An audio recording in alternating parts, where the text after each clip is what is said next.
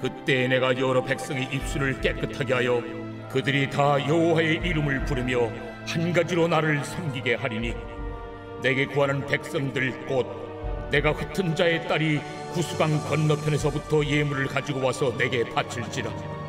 그날에 네가 내게 범죄한 모든 행위로 말미암아 수치를 당하지 아니할 것은 그때 내가 네 가운데서 교만하여 자랑하는 자들을 제거하여 네가 나의 성산에서 다시는 교만하지 않게 할 것임이라.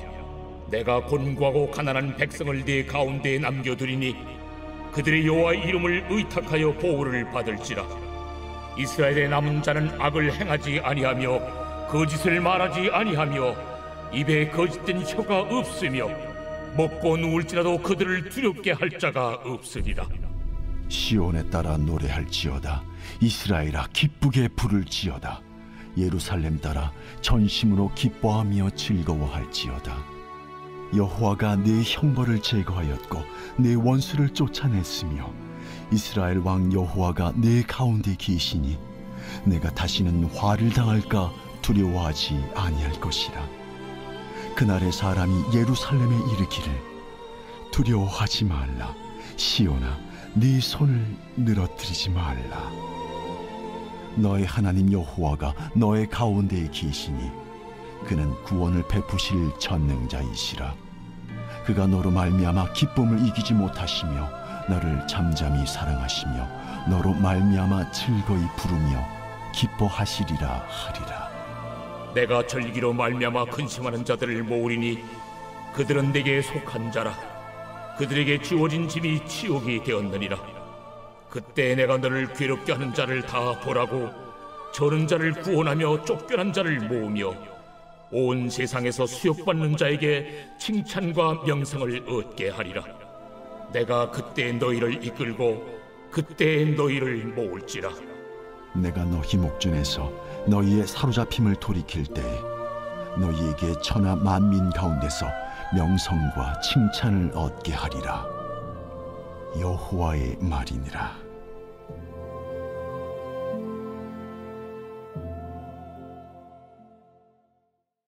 안녕하십니까 근수교회 가족 여러분, 12월 31일 근수 매일 말씀 시작하겠습니다. 올해 마지막 매일 말씀입니다. 오늘 본문은 스바냐서 3장 9절부터 20절까지의 말씀입니다. 어제 본문이 회개의 본문이었다면 오늘 본문은 다시금 주님께서 우리에게 희망의 메시지를 말씀해 주시는 것 같습니다. 오늘 본문 8절입니다. 9절입니다. 그때에, 여기서 그때라는 것은 이 모든 환란의 때, 예루살렘이 멸망하고 다시 회복될 바로 그때에 라고 말씀하시죠. 내가 여러 백성들의 입술을 깨끗게 하고 그들의 다 여호와의 이름을 부르며 한 가지로 나를 섬기게 하리니, 한 마음으로 나를 섬기게 하겠다라는 것이죠. 이 벌, 즉 하나님의 벌을 받고 나는 이후의 예루살렘의 모습에 대해서 이야기하고 있습니다. 단순히 그것이 황폐하게 되고 불로 소멸케 되는 것이 아니라 그 모든 벌을 받고 난 이후에 이스라엘, 즉 예루살렘의 모습은 하나님의 이름을 부르고 또 한 마음, 한 가지, 여기서는 한 마음입니다. 한 마음으로 하나님을 섬기게 되는 이 예루살렘의 본래의 모습을 회복하는 것을 볼 수 있습니다. 나아가 10절입니다. 내게 구하는 백성들 곧 내가 흩은 자의 딸이 구스강 건너편에서부터 예물을 가지고 나와서 나에게 바칠지라. 구스강 건너편에는 구스가 있겠죠. 예루살렘 입장에서 보면 구스는 이디오피아를 얘기합니다. 즉 아프리카 대륙에서도 이 예루살렘의 회복을 보고 돌아온다, 선물을 가지고 돌아온다. 이 10절은 학자마다 의견이 분분한데요. 내가 흩은 자의 딸, 즉 디아스포라, 유대교 디아스포라, 즉 하나님의 말씀을 지키기 위하여 예루살렘과 이스라엘이 멸망하고 유다가 멸망하니까 너무나도 힘들었던, 그 신앙을 지키기 너무나도 힘들어서 그 나라를 떠났던 하나님께서 흩은 자들, 거기서 하나님의 말씀을 지키면서 유대인으로서의 정체성, 아니 하나님을 섬기는 자로서의 정체성을 간직한 자들을 주님께서 불러 모으고 나아가 예물을 가지고 올 수 있게 한다라는 하나님의 약속과 같은 말씀이 있습니다. 11절입니다. 그날에 네가 내게 범죄한 모든 행위로 말미암아 수치를 당하지 아니할 것은 그때에 내가 네 가운데에서 교만하여 자랑하는 자들을 제거하여 나의 성산에서 다시는 교만하지 않게 할 것입니다. 하나님께서 이제는 그 교만한 자들을 다 쓸어버리셨기 때문에 더 이상 과거에 지은 모든 범죄가 너에게 수치가 되지 않을 것이다 라고 말씀하고 있죠. 12절입니다. 내가 공고하고 가난한 백성을 내 가운데 남겨두리니 그들이 여호와의 이름을 의탁하여 보호를 받을 것이라. 이스라엘의 남은 자는 악을 행하지 아니하며 거짓을 말하지 아니하며 입에 거짓된 혀가 없으며 먹고 누울지라도 그들을 두렵게 할 자가 없으리라. 하나님께서 이제는 이스라엘을 꽉 붙들고 계시기 때문에 심지어 12절에 있던 공고하고 가난한 자들을 보살필 수 있을 만큼 나라가 부강해지고 견고해질 것이다 라고 말하는 것이죠.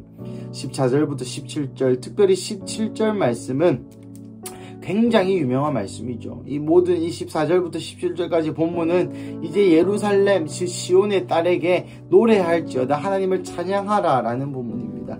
그는 구원을 베푸실 전능자시라. 그가 너로 말미암아 기쁨을 이기지 못하시며 너를 잠잠히 사랑하시며 너로 말미암아 즐거이 부르며 기뻐하시리라. 여러분, 이 찬양도 있죠. 그는 구원을 베푸실 전능자시라. 이 노래가 있을 정도로 굉장히 유명한 말씀입니다. 이 말씀이 여러분 어느 구절 뒤에 있냐면 바로 스바냐 1장에서 8절 하나님이 이스라엘을 멸망시키는 그 예언 이후에 있는 그 말씀입니다.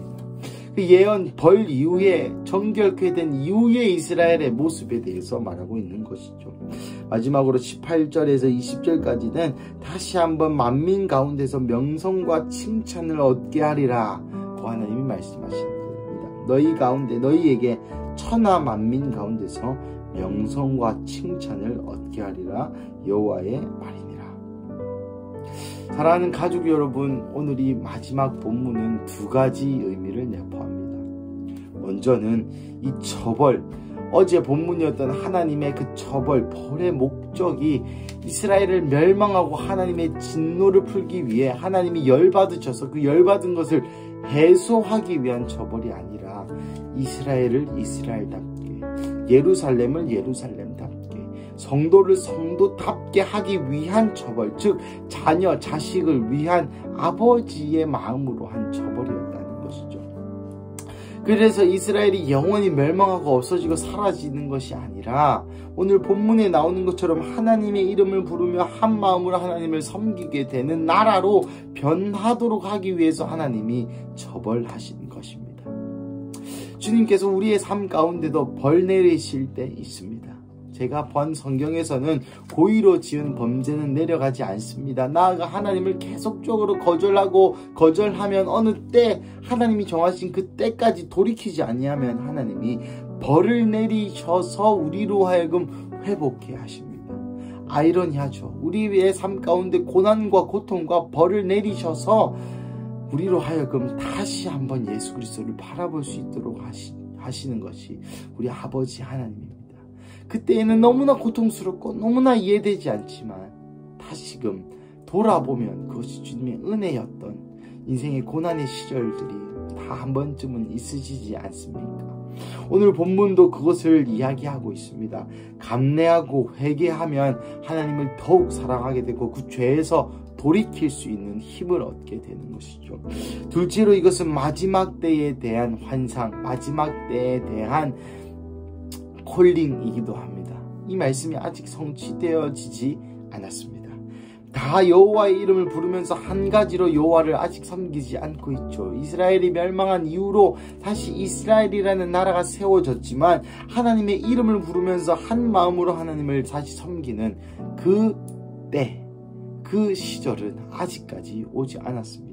스바냐님 말씀드린 대로 히스기야의 손자였으며 히스기야 다음 므낫세가 악한 왕이었거든요. 그 다음에 므낫세의 아들 아몬의 아들 요시야가 종교개혁하기 전에 아마도 이 글을 썼을 것 같습니다. 왜냐하면 어제 본문에 굉장히 이스라엘이 배역한 모습을 많이 보이거든요.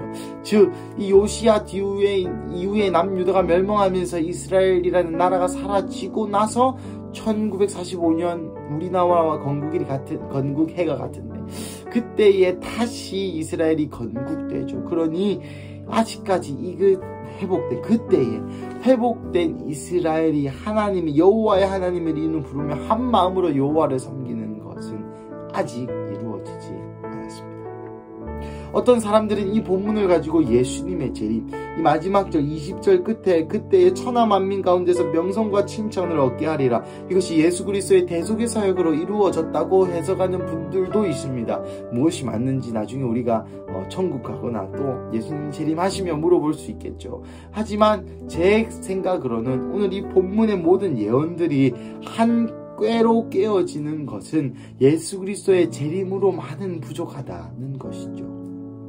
무슨 의미입니까? 이때가 아직 오지 않았고 이제 곧 올 것이라는 것입니다. 사랑하는 가족 여러분, 2월 31일 2022년의 마지막 날, 주님께서 이 매일 말씀 큐티 본문으로 우리에게 주시는 메시지는 두 가지입니다. 첫 번째, 회개하라, 돌이키라. 그리고 고난 끝에 하나님의 벌의 이유와 목적은 바로 하나님을 더욱 사랑케 되는 것이다 라고 말씀하는 것이죠. 우리 삶 가운데 여러분, 하나님의 벌과 같은 시즌을 경험하시는 분들이 있습니까? 여러분, 그 시즌이 끝나게 되면 여러분은 더욱더 예수 그리스도를 사랑하게 될 것입니다. 하나님을 바라보게 될 것입니다. 하나님의 이름을 부르고 한 마음으로, 여러분의 가정에, 사업장에 여러분 고난이 있으십니까?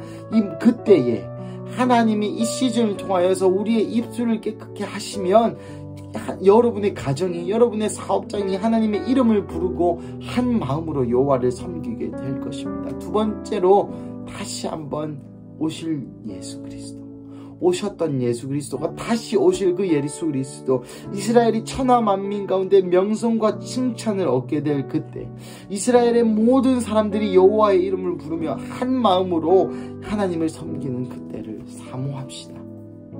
사랑하는 가족 여러분, 한 해의 이 마지막을 이 말씀으로 마무리할 수 있음이 얼마나 은혜인지 모르겠습니다.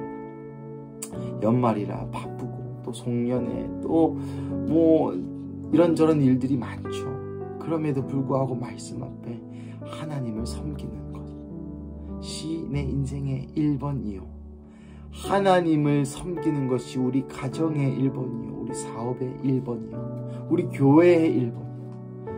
나아가 오늘 이 스바냐의 말씀이 성취될 미래, 예수님이 다시 오실 그날을 기대하는 마음을 다시 한번 불러일으켜 주시는 하나님께 정말 감사드립니다. 사랑하는 가족 여러분, 한 해 동안 너무도 고생하셨습니다. 하나님을 섬기시느라, 그리스도를 사랑하시느라 각자 있는 자리에서 알게 모르게, 또 남은 알아주지 않지만 하나님을 위하여 여러분이 하셨던 그 수많은 노고들과 수많은 눈물의 기도들과 수많은 헌신과 희생이 여러분 절대 헛되지 않을 것입니다.